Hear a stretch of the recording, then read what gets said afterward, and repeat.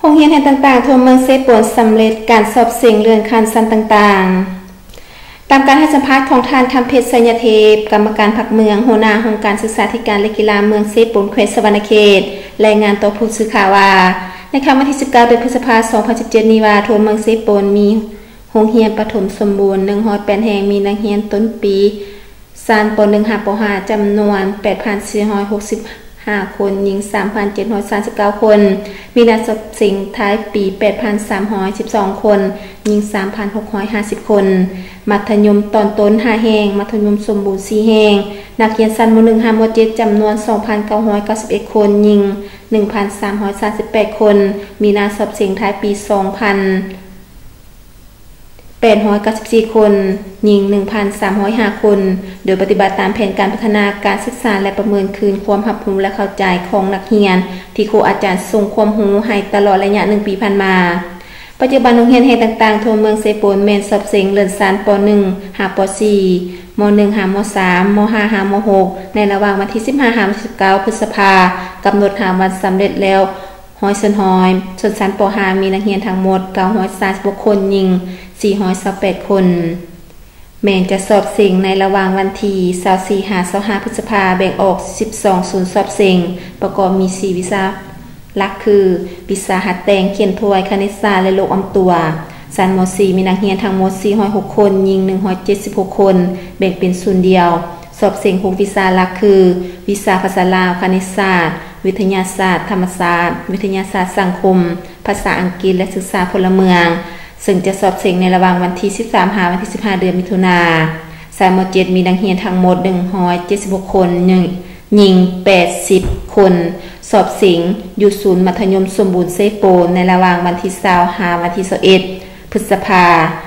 มี4วิชาหลักคือวิชาคณิตศาสตร์วิชาภาษาวรรณคดี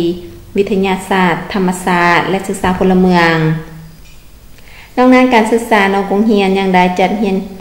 การเรียนการสอนประกาศเมืองเซโปนเป็นเมืองจบประถมบำรุงปี2014และในปี2014หาปัจจุบันเมืองเซโปนแม่นได้เล็งใส่เวียกงานนอกโรงเรียนในให้ประชาชนบ้านต่างๆเป้าหมายอายุ15-30 ปีจบมัธยมบำรุงตอนต้นโดยพื้นฐาน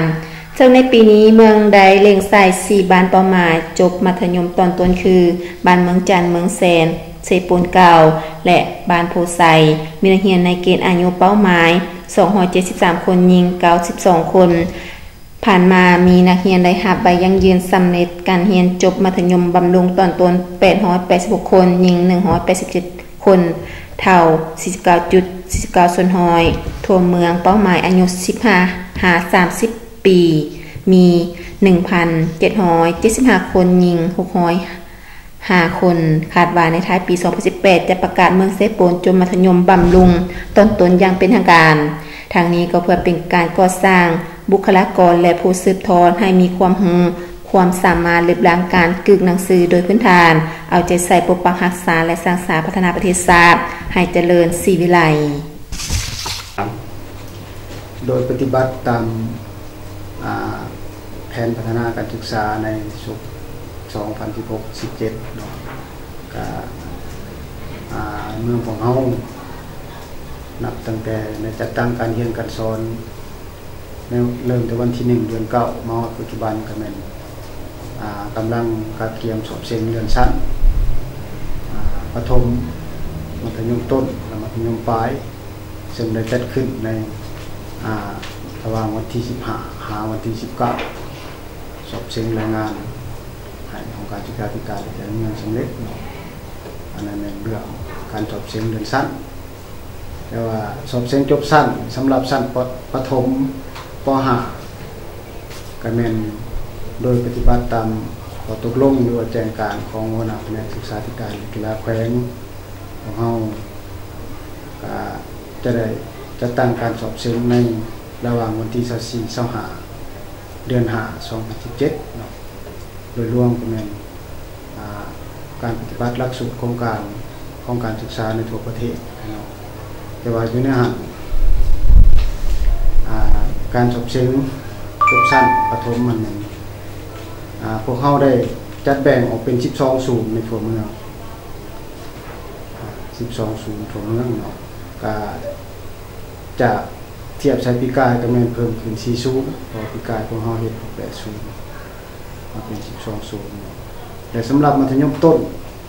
มันจะได้จัดตั้งการสอบเชิงในระหว่างวันที่13-15 เดือน 6อันสำหรับม .4 แต่สำหรับ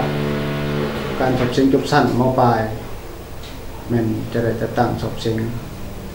โดยที่ถือเอาการกำหนดของกระทรวงศึกษาธิการ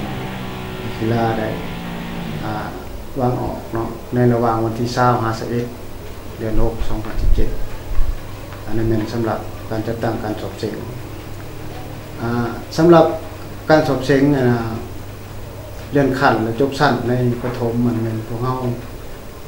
ขาดคะแนนใส่แผนการก็แม่นตามแผนการวางไว้ก็แม่นให้มันรู้ได้ 95% เนาะสำหรับสังประถมและสำหรับมัธยมต้นก็แม่น 95% มัธยมปลายมัน 95% และสำหรับประถมนี่คาดว่าอยู่ในหันก็คันแม่นไล่อัตราเลื่อนขั้นหรือว่าจบสั้นได้ก็สิได้และปฏิบัติได้ 95% แต่ว่าอยู่ในหันนอกจากอันนั้นผู้ที่บ่มีหน้าสอบเชิงมันจะตกเป็นอัตราประหลาดอัตราประหลาดเนาะเพราะว่าบ่มีหน้ามาสอบเชิงหรือตัวเฮาจะกลายเป็นอัตราประหลาดทั้งหางแต่สำหรับมัธยมต้นก็คาดว่าปฏิบัติได้ 95% นั่นคือมัธยมปลายจบสั้นมัธยมปลายของเฮาว่าง 100% ก็คาดว่าอาจจะได้ 100% เนาะสำหรับจบสั้นมัธยมปลาย